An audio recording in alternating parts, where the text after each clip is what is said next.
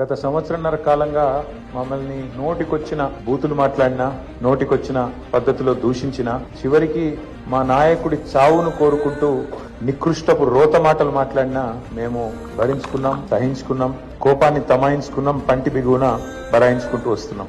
వ్యక్తులుగా మమ్మల్ని అందరినీ ఇక్కడ కూర్చున్న వాళ్ళందరినీ ఎన్ని తిట్టినా పడతాం. శాసనసభలో గాని బయట గాని ఎంత రోత మాటలు మాట్లాడినా పడ్డాము, పడతాం.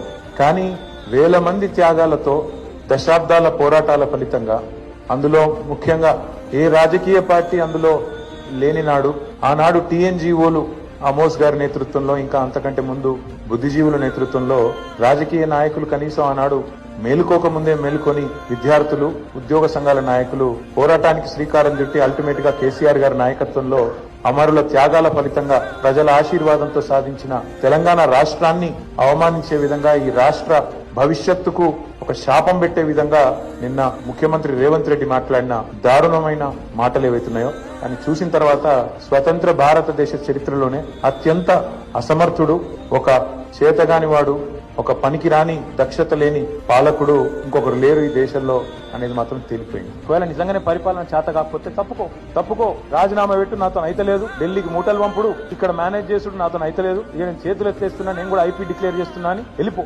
అంతేగాని రోజు తెలంగాణ రాష్ట్రాన్ని తిరుగుతా ఉంటే మాత్రం ఇక్కడ దాకా ఉపేక్షించడం ఇక మాత్రం ఊరుకోము.